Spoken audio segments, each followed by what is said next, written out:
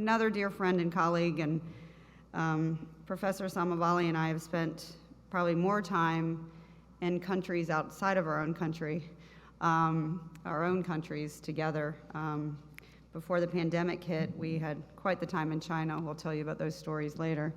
But we're in that same cohort, and so I, as even a graduate student and an early career scholar myself at the University of Illinois, Urbana-Champaign, and many of the colleagues that I hired at Illinois were influenced by Salmivalli. If you know anything about the University of Illinois, dominates in developmental psychology and peer relations. So if you were doing your job, you were citing Salmivalli in the first paragraph of every paper that you wrote that was related to peer relations. So our next keynote speaker is, I'm so humbled to even read this, and I will keep my wits about me, is a distinguished researcher, an innovator, and a champion for decades of child's healthy development. Her contributions to the field are unparalleled, most notably her development and evaluation and truth-telling about the renowned Kiva Bullying Intervention Program. The lesson from her team, and many of you are here in other countries where Kiva has been implemented, really are programmatic, a nod to implementation science. We heard from Kevin yesterday, really understanding what it takes to scale up, and honestly about how these programs make change, Kiva makes change, but then leaves some children, as many of her students are in postdocs and early career can attest to, that we need more than that. So hopefully she'll talk about that today. The lessons her teams have done have not only educated, but also empowered an entire, I would say multiple generations of children and students across the globe to stand up against bullying, and have profoundly contributed to the healthier emotions and healthy peer relations among youth on an international level, beyond anything that you could possibly think about. Again, mentor, colleague, friend, lifelong friend, I welcome to the stage with great admiration, Professor Christina Salmivalli.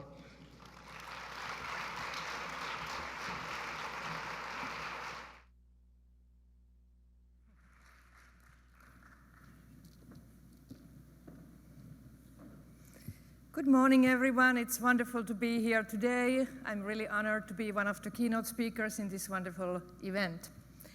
In this kind of events, we often like to talk about the great developments we have made and the great successes in our bullying prevention efforts. And of course, that's very important to talk about success and to celebrate success. But what I'm going to say today is basically that in addition to celebrating the success and going forward, we would also benefit from analyzing the failures. And before going any further, I would like to express my gratitude to some people and some organizations, especially my own great research group at the University of Turku in the Invest Research Flagship. And many of these people have contributed to the work, to the studies that I will mention today, and not only contributed to them, but really taken a lead in many cases. I also want to thank all of you for coming here today and for being the wonderful colleagues from whom I can always learn more.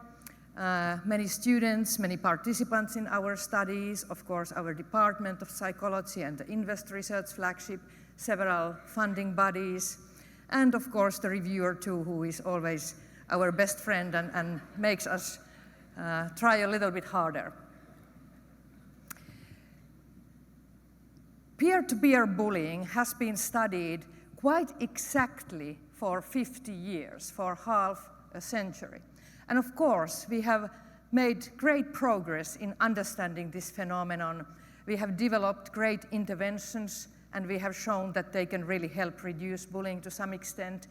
We have been able to decrease the proportion of students who are tormented by their peers globally in very many countries. So we have many reasons actually to celebrate. So cheers, or kippis, as we say in Finnish. That's really something we should be saying. However, these 50 years have also taught us that the effects of the whole school bullying prevention programs are overall quite modest, if not weak. During recent years, there has also been a lot of discussion about so-called healthy context paradox, which means that in contexts where bullying rates are going down, those who remain to be victimized are actually highly maladjusted. Third, recognizing students who are victimized by professionals and other adults, it's far from perfect. And even when we recognize those students who are victimized and we take some actions to stop the torment, in many cases we fail in putting an end to bullying.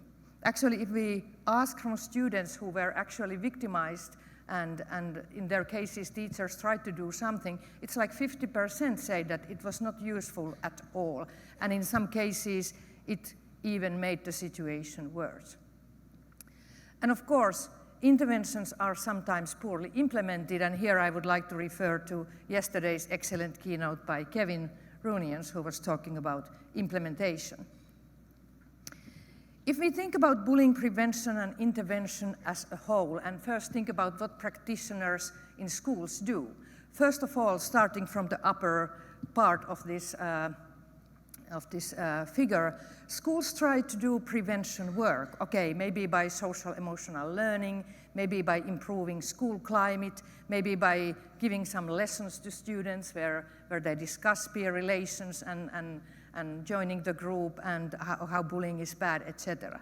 And some bullying can be prevented by these actions, but not all bullying can be prevented. Then, hopefully, those who are victimized despite of these prevention efforts, hopefully they are recognized, hopefully they are seen by the adults, and some targeted actions are taken to stop the bullying.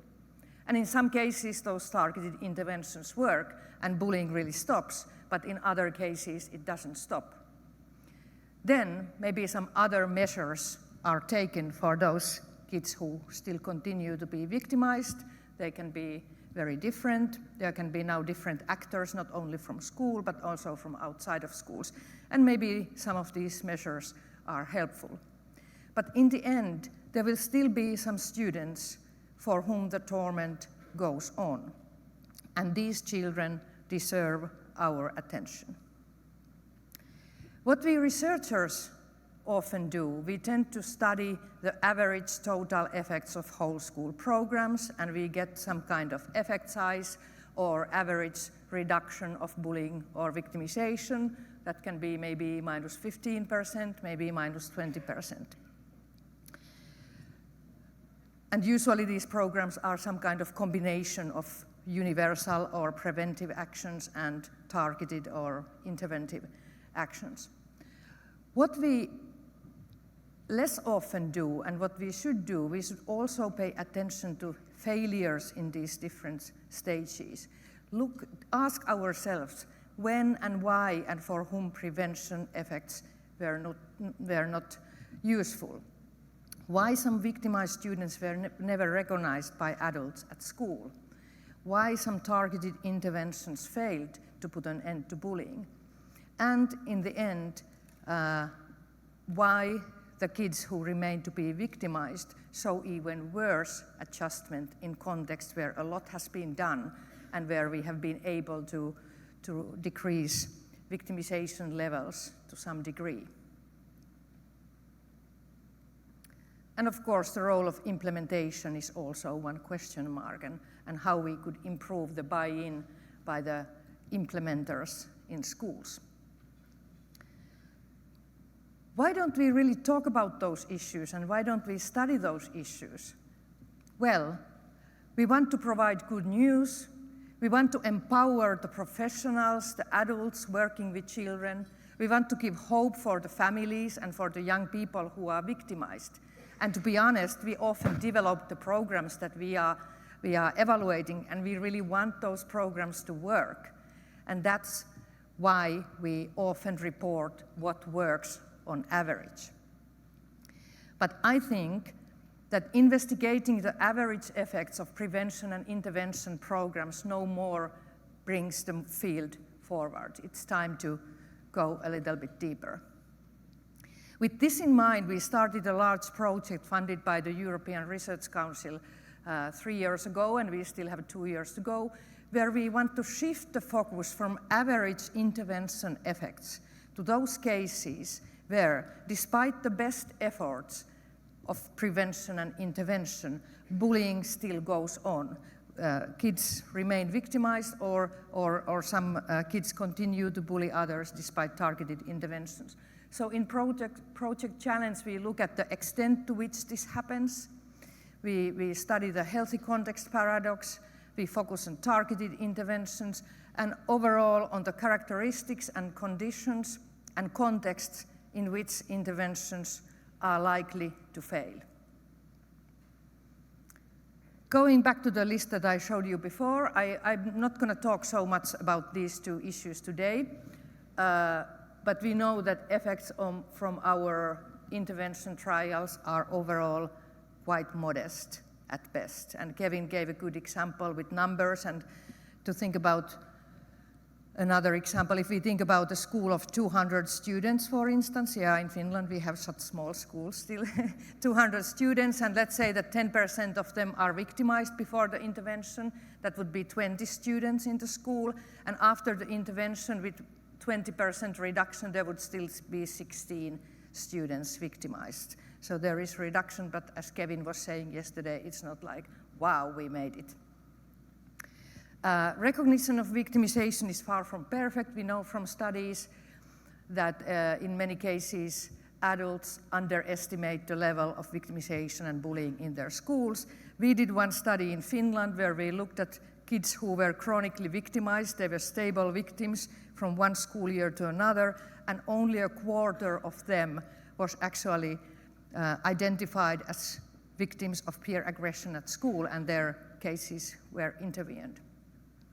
So instead of those things, I will be talking about these issues. I will talk about recent findings regarding the healthy context paradox, and I will talk about targeted interventions and what happens in there. Healthy context paradox, maybe many of you have heard about this phenomenon, but maybe not all. So this means that there is this paradoxical finding that when the overall level of victimization in a classroom or in a school is low, those who are victimized are especially maladjusted, more maladjusted than victimized students in contexts where the level of victimization is higher. And this means also when we do prevention work and we are able to reduce the proportion of students who are victimized, those who remain to be victimized will be worse off. And this has been now studied in many countries, in different cultures, in relation to different outcomes, etc. And we were wondering in my research group, is this healthy context paradox? Well, we had already published several studies, so we are kind of thinking it's a real thing, but still there was this, can this really be the case? Or could there be an alternative explanation for this phenomenon? And we thought at least of two possible alternative explanations. The first one was maybe the direction of the effect is different, so that the healthy context, by which I now mean context where the level of victimization is low, it doesn't lead to more maladjustment of victims, but maybe it's that highly maladjusted students end up victimized even in relatively healthy contexts. So maybe the direction of the effect after all is like this. And another possible alternative explanation would be that maybe the whole healthy context paradox is just a methodological artifact, because in a healthy context, most students feel better. They are less depressed, they are more happy, their well-being is higher. So maybe it's just that when we are in a healthy context, the difference grows bigger. You know, it's not that those who are victimized start feeling worse, but the others start feeling better, and that's why we can see this kind of effect.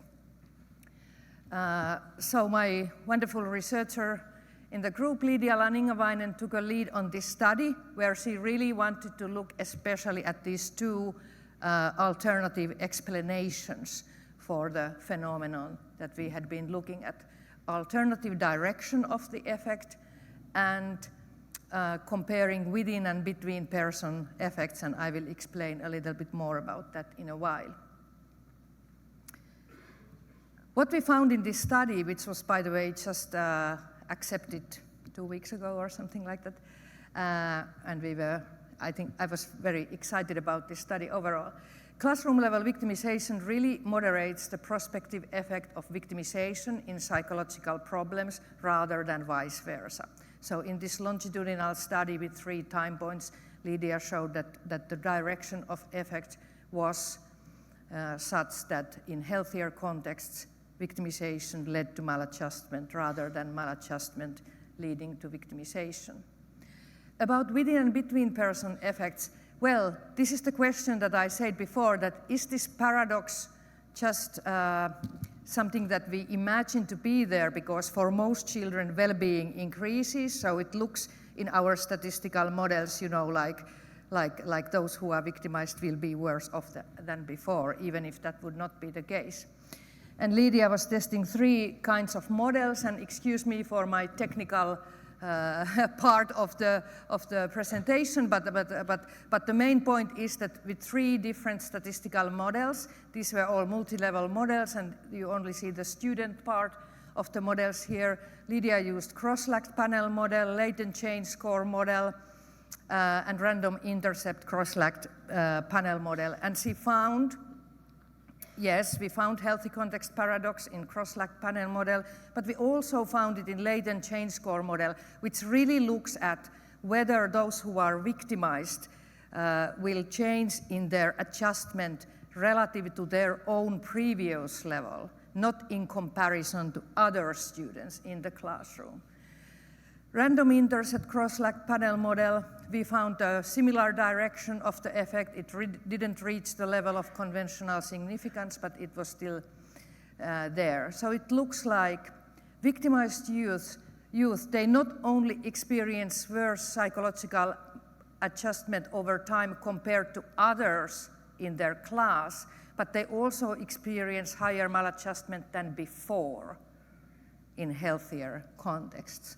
And this is quite puzzling, right?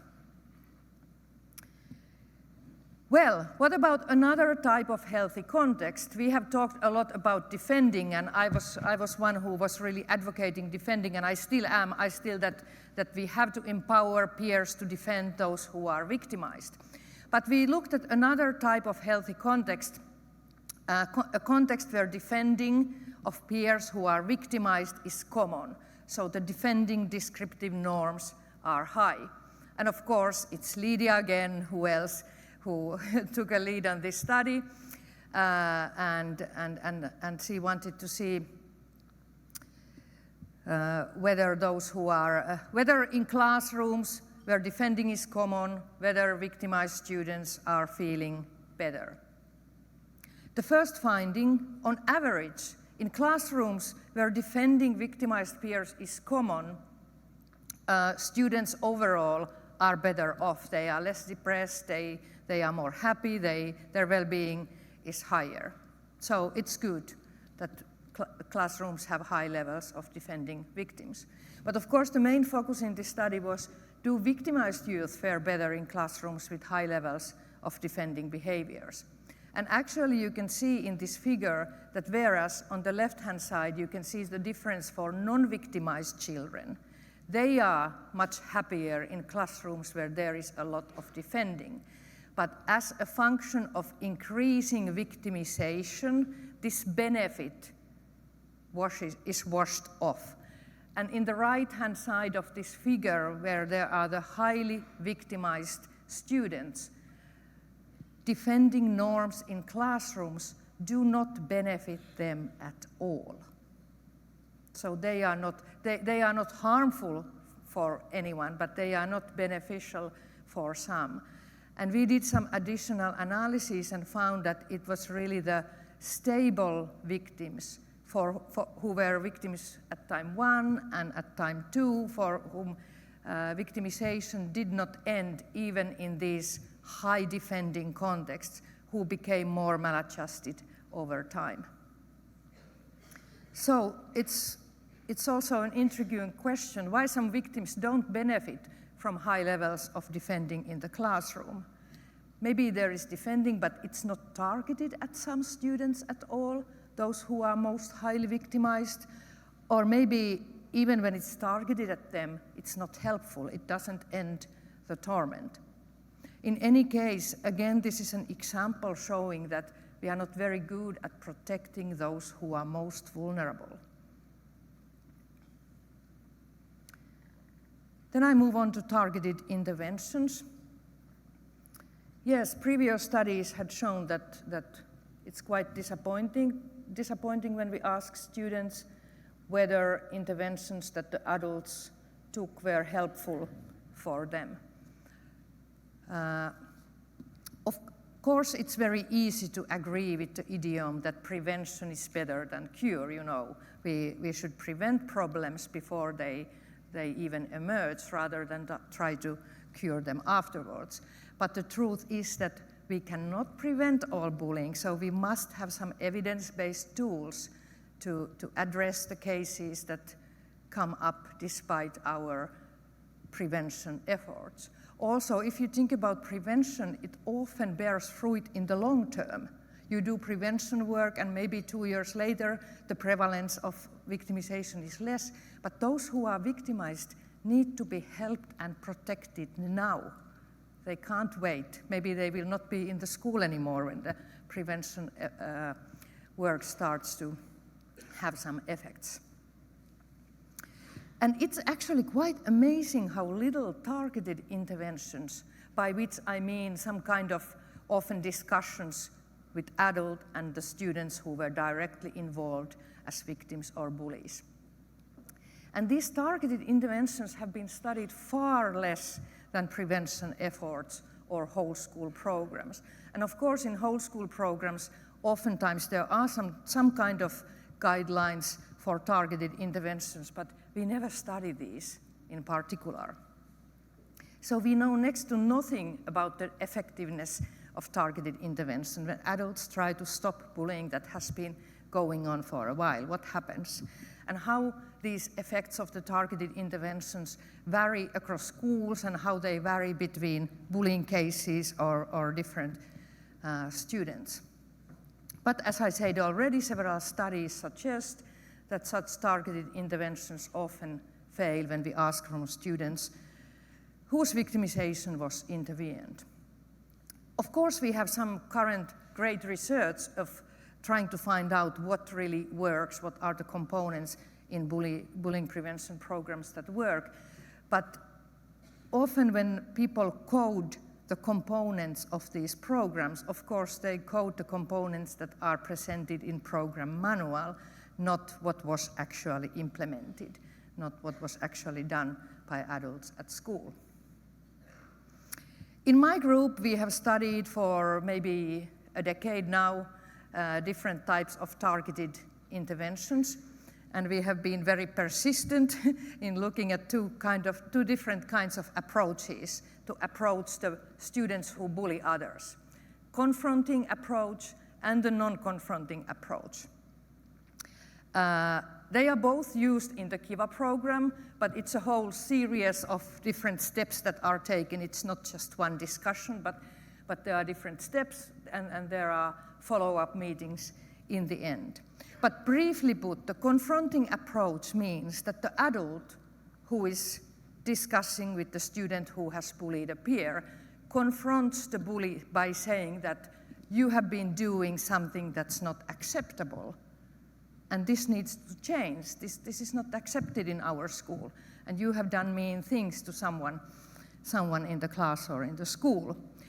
Whereas in the non-confronting approach, the adult doesn't necessarily even tell the student that you have done something wrong. Instead, the adult is trying to raise empathy for the peer who is victimized, saying that I'm really sad because there is someone in your classroom who is having really hard time, and I think that something should be done about that. And we have tried to find out whether one of these approaches is better than the other. And this is because there was really no comparison. I mean, Daniel Weus, for instance, was really for the confronting approach. He thought it's ridiculous to try to raise empathy in bullies. We should really tell them that you have to stop this behavior. It's not acceptable. Whereas Anatole Pikas and then later on Mains and Robinson in the UK advocated the non-confronting approach. And there were many debates, about which one is better, but no one really knew. There was no empirical data on that. But what we have found in several studies, first studies that we did on this, on average the effects really seemed to be equal. It didn't really matter whether it was confronting or non-confronting approach. And we have looked at this in many different ways. We have looked at victim-reported short-term outcomes.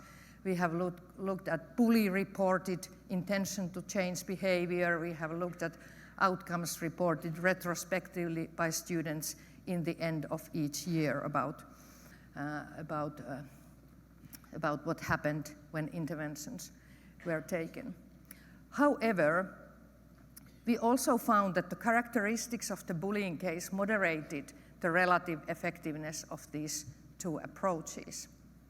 And also we found that the combination of the two seemed to be the best bet, in the sense that the bullies who had perceived both condemning of the bullying behavior and raising empathy for the peer who is victimized, they had the strongest intention to change their behavior right after the discussion. But in those studies, how we studied the different approaches, we always instructed teachers in different ways. So we studied real-life interventions, and we instructed teachers to use either confronting approach or a non-confronting approach. And then we studied the outcomes. But we couldn't really be sure what the teachers actually did or said in their discussions, and it was a different teacher for every student, etc., etc. And because we really wanted to understand whether the message given to the child matters, regardless of other factors, we designed this video experiment where we asked the students to imagine that they have bullied a peer, and now they have been invited to a meeting with the teacher. And then we show them a video. This is what teacher is saying to you in this meeting. And we look at the outcomes in different ways. And I show you an example. This is the confronting approach. So I would like to point out, confronting approach, it's not really punitive. There are no sanctions, it's just confronting, and it can be also very kind. I mean, it doesn't need to be hostile or angry, but it's telling the child that you have been bullying a peer, this is not acceptable behavior, and it must stop immediately. Mä halusin jutella sun kanssa, koska sun luokkakaveri on kiusattu, ja mä tiedän, että sä oot ollut siinä mukana. Sä oot nimitellyt häntä todella ilkeillä nimillä, ja kun välitunnilla sinä ja muut oppilaat olette alkanut pelata, niin sä oot pitänyt huolen siitä, että häntä ei oteta mukaan. Sä oot myös ottanut ja piilottanut hänen koulukirjojaan. Kiusaaminen on ehdottoman väärin, ja sen pitää loppua heti. Tässä koulussa ei suvaita kiusaamista. Sinun pitää lopettaa kiusaaminen välittömästi. Tämän tilanteen täytyy nyt muuttua. So this was our confronting video, and then I show you the non-confronting one. And as you can see, we tried to keep all things equal in this. Mä halusin jutella sun kanssa, koska mä oon erittäin surullinen ja huolissani sun luokkakaveristilanteesta. Mä oon huomannut, että hänellä on ollut täällä koulussa viime aikoina vaikeaa.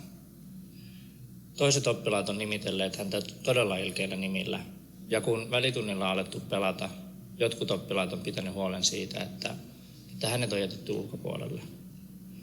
Myös hänen koulukirjojaan on otettu ja piilotettu.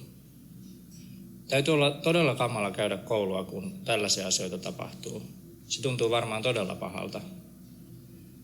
Jos tällaisia asioita tapahtuisi sinulle, eikö sinustakin tuntuisi tosi kurjalta? Tämän tilanteen täytyy nyt muuttua. So it's really telling that mean things have happened to a peer. It must feel really bad Don't you think so? This would also feel bad if it happened to you, and this situation needs to change now. And then we had a combined video where both messages are brought up. You have been doing something that is not acceptable, and there is a peer who is suffering from these actions, etc. And we wanted to really look finally at how the students who have bullied others, how they perceive the different messages, what they think about them, how they perceive the teacher, what kind of emotions they imagine having, and what would be their intention to change their behavior and stop bullying a peer. So before seeing the video, we were asking some things, including empathy, CU traits, their actual bullying behavior, how often they really in real life bully someone, and victimization experiences. And after the video, we were curious to know about their perception of the message, perception of the teacher. Do they feel like the teacher likes them? Do they feel like the teacher trusts them? And whether they like the teacher, whether they trust the teacher, etc. Their emotions in the situation, and their intention to change behavior, which is their intention to stop bullying a peer if they heard this kind of message from the teacher. After seeing the video, 70% of the students said they would definitely stop bullying this peer after hearing the teacher message. And about 90% said that they would be quite likely to stop, which is amazing. But when we look at the students who actually have sometimes, even just sometimes, bullied a peer, this is 40% who say that they would be highly likely to change their behavior. So this is another example of, if we look at average students and we show them vignettes and what would be helpful, etc., we can have quite distorted findings. So only 40% said that they would definitely change their behavior, 60% no. Some other findings, there are some characteristics that have main effects on intention to change.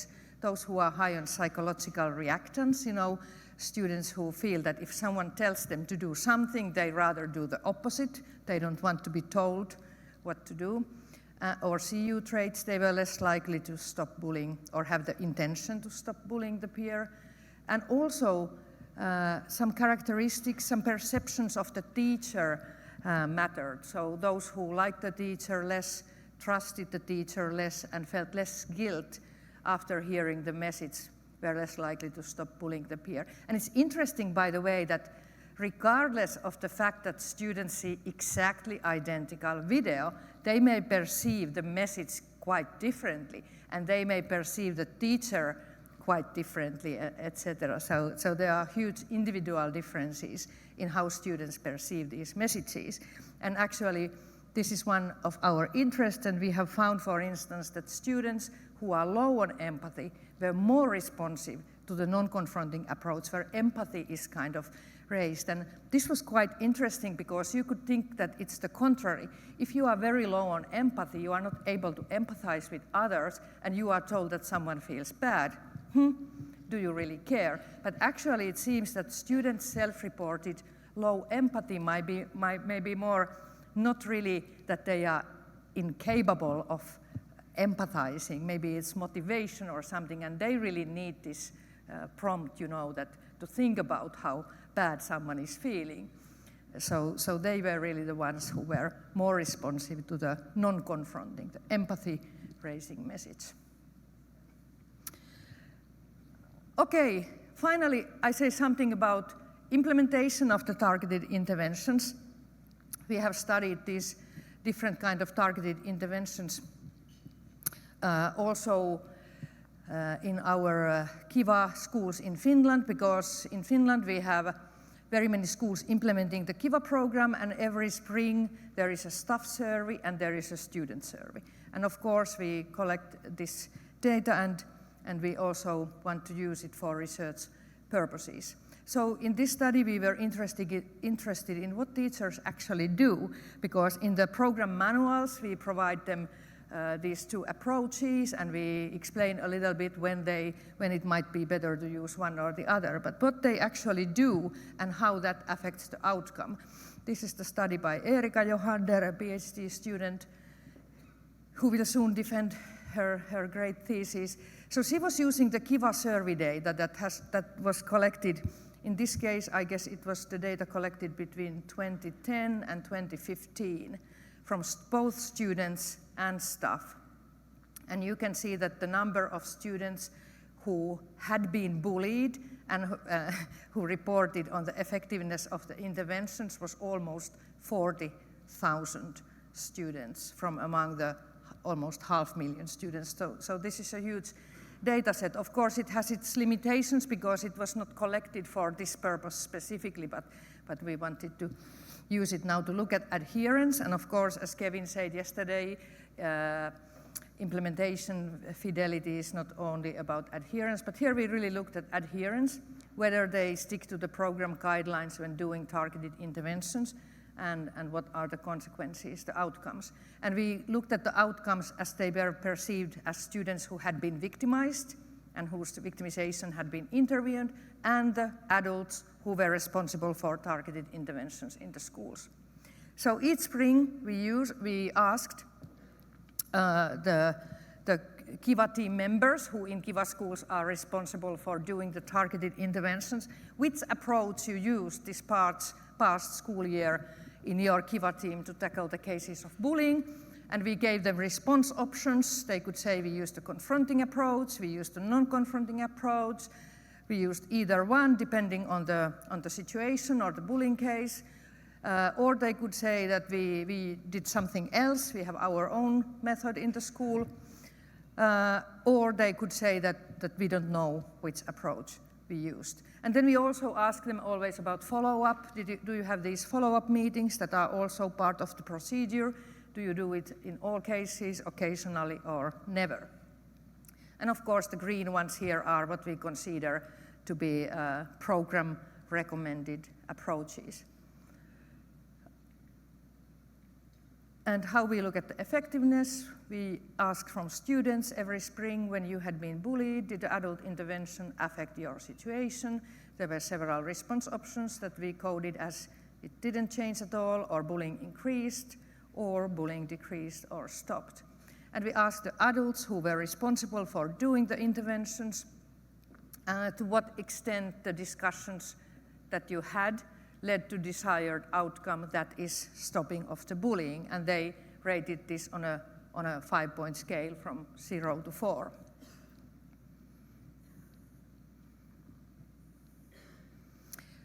Okay, about effectiveness, students whose victimization adults had intervened say that bullying stopped or decreased in 74%, but it didn't change, or situation got worse in 26% of the cases. Adults evaluated the effectiveness of their interventions at 3.17. The maximum on the scale was 4, so they evaluated them to be quite effective.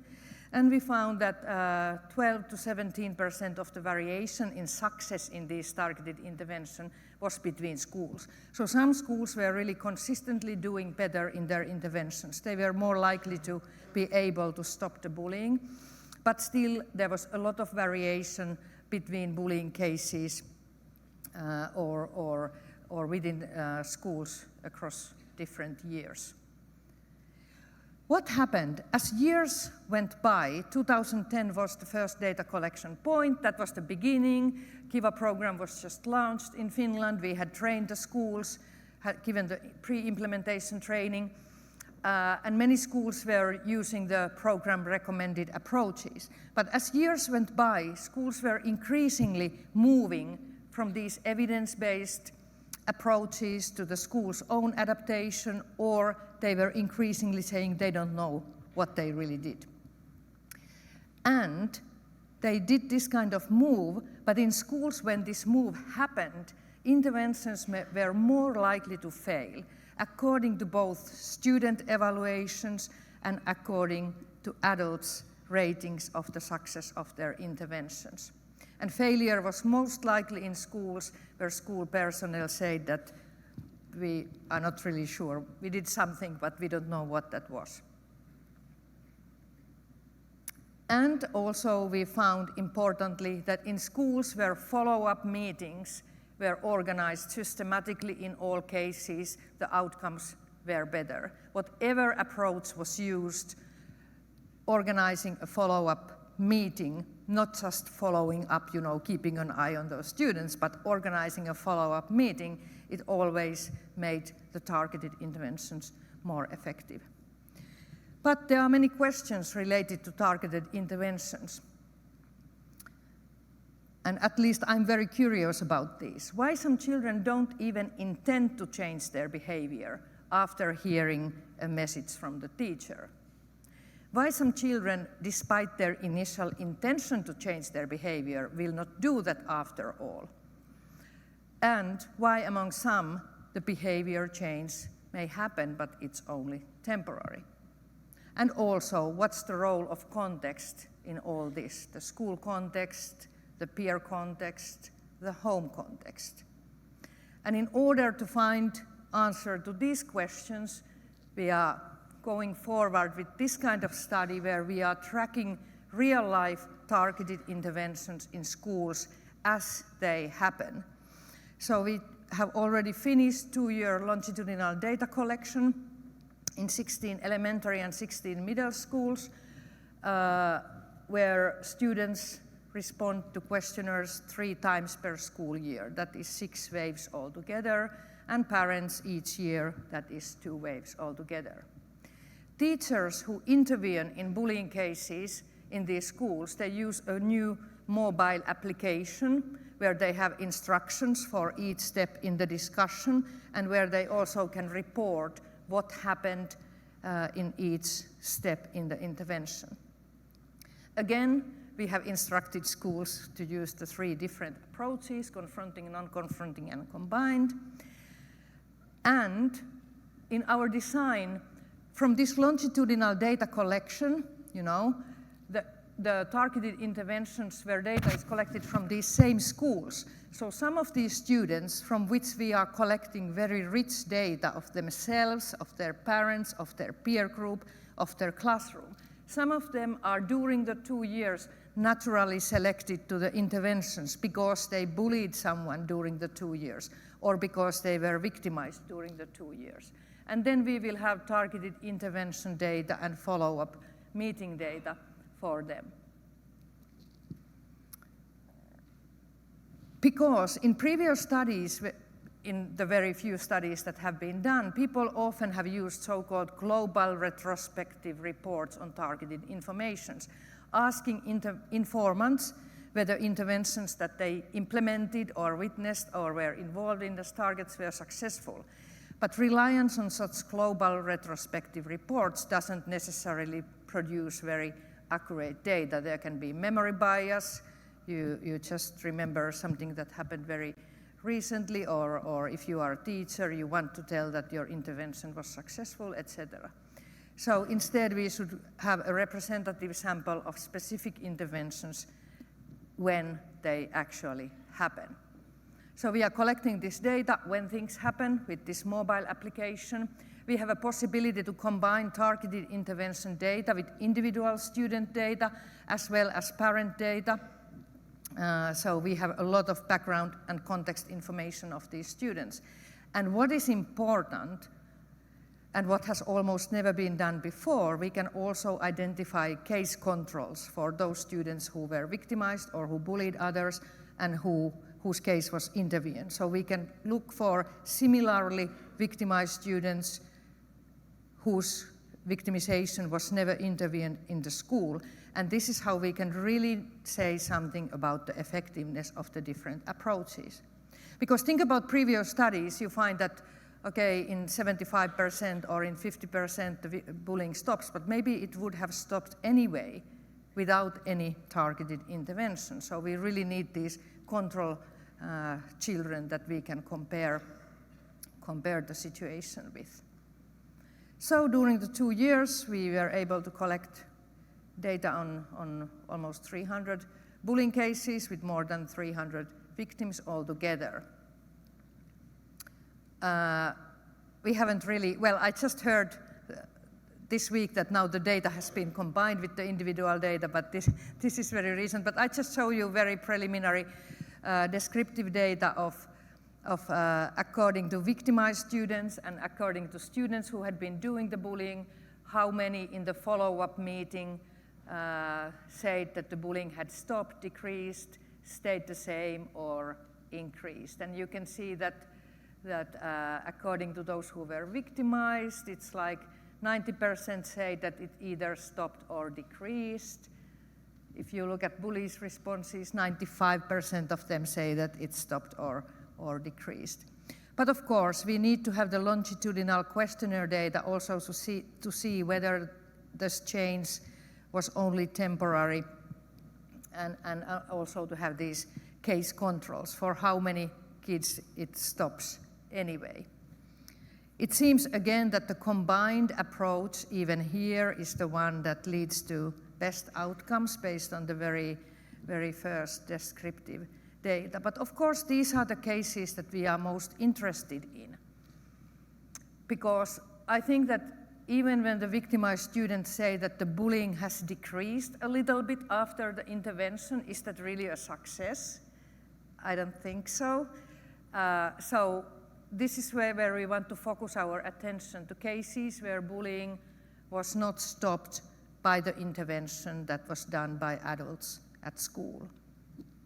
And what explains these cases? These factors might be at the individual level, in the dyadic, in the case level. They may have to do with parents and parent-school collaboration. They may have to do with the peer context, etc.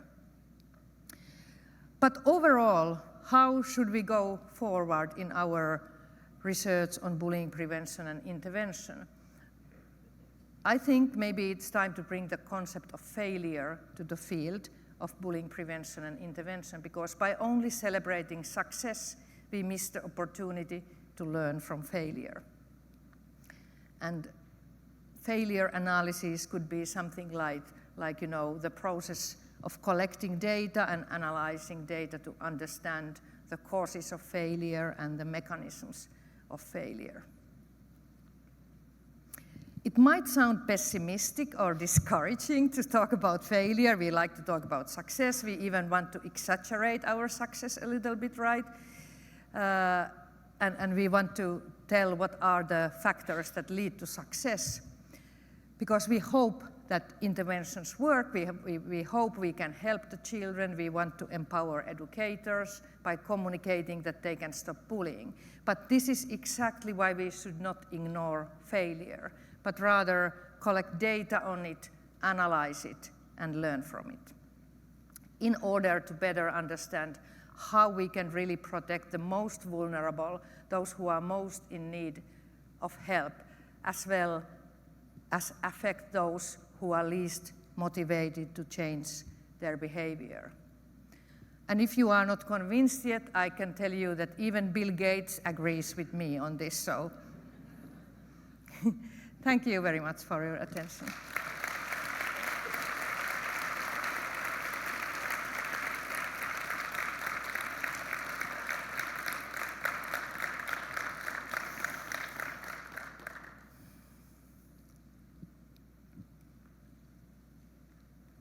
Question, so if you have a question, you can stand up here.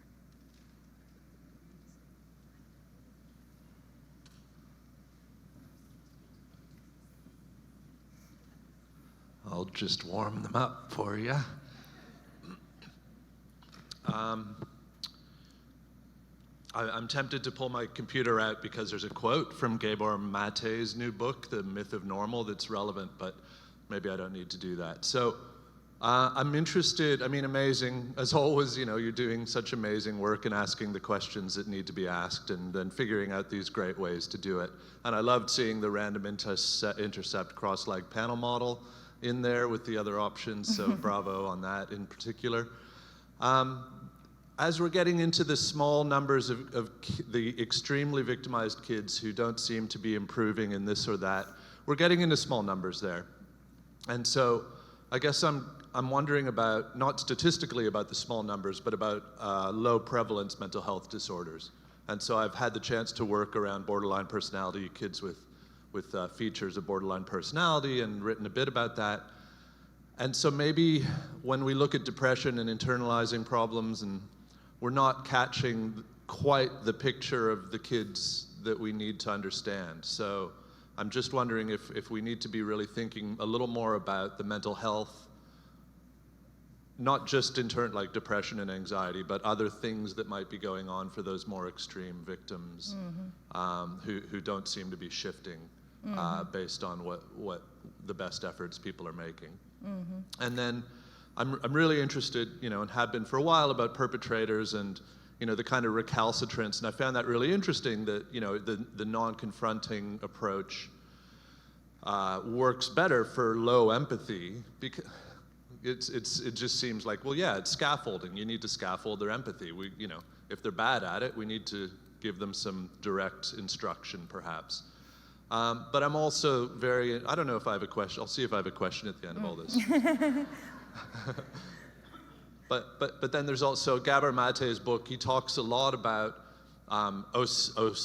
oppositional defiant disorder being a construct kind of thing of kids who can't trust adults, right? If you come from a background where you don't have the epistemic trust, you don't trust new information from people, you don't trust them to have your best interests at heart, why would we expect sitting down and talking to them to make a difference at all? So that was a question. Technically. Yeah. So I'll just stop with that. Yeah, okay, but maybe I just comment back to you rather than answering your question. Yeah, I think mental health, I really think that we should look more at that kind of indicators. And I also think that we have many measures. I mean, let's talk about school climate, for instance, where we look at, and this is related a little bit, healthy context paradox has made me think about this. We measure school climate, and it's an average, it's an aggregate of individual students' perceptions of how well they feel, how safe they feel at school. And then we always look at the average and we predict different things with this average. But maybe somehow in our measures of school climate, we should take into account how those who are lowest on the measures of average, on the measures of safety or school well-being really are. Because that really means that the climate is truly good, or that a context is actually truly healthy, where those who are the most vulnerable are still feeling safe and good, even if the average level would be a little bit lower. So just this kind of thoughts. And yeah, it's true that if we look at those who remain victimized despite all the efforts, the prevalences might seem, the numbers might seem small, but actually let's see what happens in the long term, because this is a very short-term moment when they say that it stopped, but actually only 70% of the victimized said it stopped completely. And then there were like 20% who said it decreased, and what will happen, I mean, in time, we will see with our longitudinal data. So after all, they may not be that small. Anyways, yes. Any other questions? Hi there. In looking at your data and your intervention methods, I'm questioning what age group you're working with, because my perception is that this was elementary, younger kids, and that you were not working with teenagers, because once puberty starts kicking in, your intervention approach was largely authoritarian. The teacher as authority was either confronting or seeking to increase empathy. Once young people reach the teenage years, or even tween, and as they're going into this, the bullying behavior actually increases, but they are less responsive to adults as authority, especially when it relates to how they're interacting with children. So have you considered other approaches in reaching young people who are engaging in hurtful behavior, who are older and aren't going to listen to us? Yes, this is a good question. Actually, it varies, because I was mentioning many studies here, but the vignette studies are done with the teenagers. This data is from 13-year-olds, so they are in the first year of middle school. In many other studies, we have a whole range from age 7 to age 15. That's the basic education in Finland. So we have done a lot of studies with all these age groups. But the Vignette studies, yeah, they were with 13-year-olds. But it's true that with teenage years, youth become more resistant to any kind of adult interventions, and it's really an important question. It's really maybe, we could say one of our failures that we don't know yet what to do.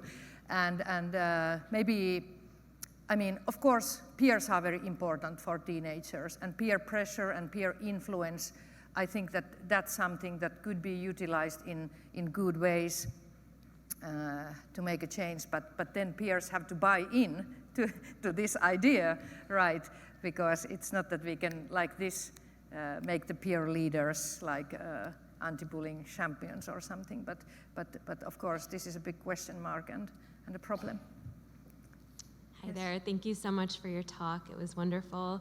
I have two questions. So the first is around other school personnel outside of teachers who might be helpful in bullying interventions, specifically thinking about counselors or therapists, and if you've considered, as part of an intervention that's school-based, how to talk to particularly bullying perpetrators in a therapeutic setting in a way that's more detailed than a confrontive or non-confrontive approach. And the second question is around social power and how bullies might factor in a need or desire for social power, even if their empathy is increasing, and kind of balance those two considerations. Yes, starting from the first question, yeah, of course there are other professionals. It varies a lot across countries what kind of professionals we have in school and to what extent they are available, but for instance, in the Kiva teams, in Kiva schools, there are often school psychologists or school social worker or other professionals like that. Yeah, about power, I mean, that's what oftentimes drives the bullying behavior in a way, and I think that's one reason why it's very interesting to see, as I said, as one of the questions, some student may really have the intention to change after they have talked to the teacher, but once they are back in the peer group, that might change again. So because there are these dynamics and seeking of power and peer rewards, etc. Thank you for your question. Hi, Christina, for your wonderful presentation. How are you? Just wondering from a group perspective and the participants' roles approach that you have been developing, I was wondering that when we think of bullying as relational patterns, might be that the target interventions should be at the group level and not at the individual level. So have you ever any kind of ideas or insights about targeted confronting or non-confronting intervention at the group level and not at the individual level? Yeah. Yeah, actually, even in our procedure, I said there are several steps, and one of them is to talk to the group, but really to the group who have been involved in bullying. So we often don't do targeted interventions, for instance, with the whole classroom, and one reason for that is that it's really, really a big challenge, and it can go really wrong. So it would be really difficult for any group therapist to talk to such a big group of teenagers. But in our procedure, what we do have, we use the group in two ways. After individual discussions with the students who have been doing the bullying, there is a group discussion with them. So that's one thing. And then in the procedure, one step is that the classroom teacher meets with some high-status pro-social kids in the classroom and tells them that, you know, there is someone who is not, for whom things are not quite right, and maybe there is something, I believe that you are the kind of kids who could do something to ease the situation. So these are also part of the procedure, and in these studies, like the Vignette study, we have only looked at this individual discussion part because here we were interested in how students interpret the messages and so forth. Yeah. Good morning, fantastic presentation. I am interviewing teachers at the moment, and a very strong theme across all interviews is that teachers are reporting are challenges shifting perpetrator behaviour when the young person has strong cultural beliefs regarding LGBT identities. And so I'm wondering if you collected data on the participants' cultural background and if that influenced the results in any way. Thank you. Yeah. We do have some data on the cultural background this time because, I mean, earlier years we didn't even collect that because Finland is extremely homogeneous when it comes to cultural background, you know. But now it's changing little by little, like in many countries. So now we have collected this data, but we haven't looked at it yet. And unfortunately, maybe the numbers of students from different cultural backgrounds will be very small. But that's an important point for sure. Thank you for that really interesting talk. I'm from the Office of the E-Safety Commissioner in Australia. I found a lot of your points really fascinating because we have a power there to issue end-user notices to kids who cyberbully online. It tells them that they have to apologise and then they have to remove the cyberbullying material. There's always a group of kids who actually look at this as a badge of honour rather than taking it seriously. So there's a mentality there that the kids actually want to hurt the person they're targeting rather than actually change their behaviours. That's more of a comment than a question. I guess my question is around, is there any thought or any way that you can deal with the fact that by actually measuring some of these things that you're doing, you're actually going to affect the behaviours anyway? So it's a kind of quantum mechanics situation. By looking at the particle, you're actually changing the behaviours. So the fact that bullies know that they're being looked at and their behaviours are having an effect, they might actually moderate their behaviour more than if they didn't know the study was going on. I'm not sure if I understood your question. If we could measure their behaviour, or did you mean that if we could follow them up in a way that they somehow know that they are monitored all the time, or I'm not sure. Yeah, no, sorry. I guess the issue is because the people who are involved in the study know that the study is happening, they are going to necessarily moderate their behaviour because they know they're being looked at. So you think that, for instance, the students who are involved in the intervention know that this is a study and that's why they would behave differently? Well, I don't know. And actually, when we combine the intervention data with the student survey data, which is being done 6 times, they don't really think that this is something that this is a way to monitor them. There are these anonymous ID codes that are used both in the interventions and in the student survey. So I think that we can get quite reliable data on their actual behaviors afterwards. And besides, we also collect peer reports on their behaviors afterwards. So we also ask their classmates about, each other's behaviors. So. Hi, Christina. I just want to thank you and make an appreciation of the work that you and your team has done. I'm so deeply impressed of what has happened in Finland during the 10th year that you and your team has rolled out Kiva and reached so many schools, also cooperating with the government and the educational department to make this happen.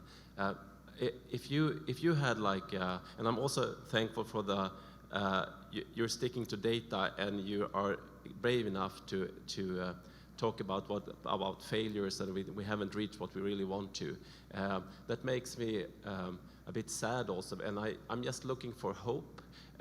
So if you would, based on your experience, your knowledge, and everything that you have accomplished, if you had that magic band in Finland, what would you like to see happen on a national level to improve the situation for children in Finland, for example? Oh, that's quite a question. Well, some things that come to mind is more adults at schools. This is something that is discussed a lot in Finland.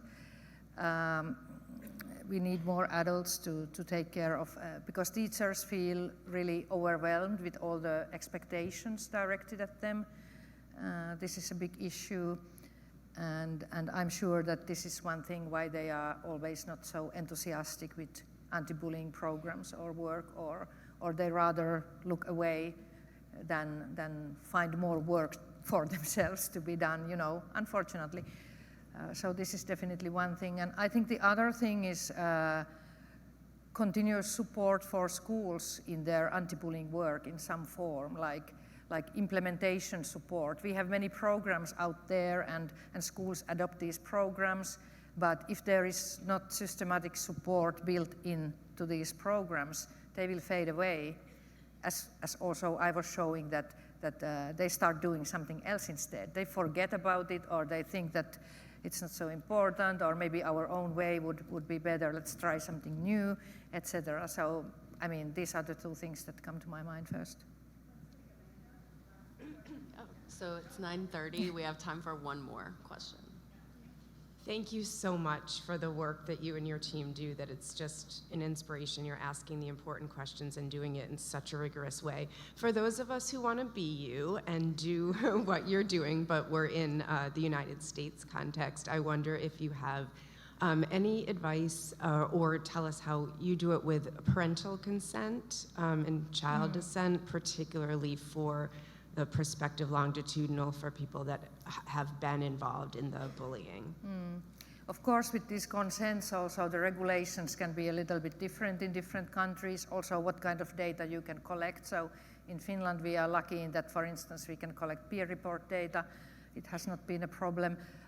Consents, yeah, we typically do ask parental active consent, although it's a huge effort, and unfortunately we lose many children whom we would like to have in our studies, but that's what we have to do. It's a bit, yeah, it's a pity, because we know how much data is being collected of young people and of each one of us in social media, everywhere data is collected, and then researchers who really would need to use this data for something good for us, the regulations are so super strict, but yeah. Thank you, Dr. Nickerson, for that question. For many of us in the United States that are trying to do this work, I know I have school partners here where it took us months to survey high school students about protective factors in high school, and we're being blocked by school boards left and right. And so it's parents' rights, and parents' rights is, so we're going to have Finland taking over our journals as they have dominated, because they collect longitudinal data and nominations in social networks. And we got Chile, and so it is going to be the World Anti-Bullying Forum minus the United States data. But that's okay. We'll get through this. It's okay. We love our partners. But so if you're in the schools, thank you, Pender County, Chatham County, Brunswick County, whoever's here, allowing us to fight those school boards to collect this data. This is why we collect the data, to understand the phenomenon, so we can design the interventions and do the work that Christina's done for so many decades. Thank you, everyone. Thank you, Christina. That was beautiful. It was awesome.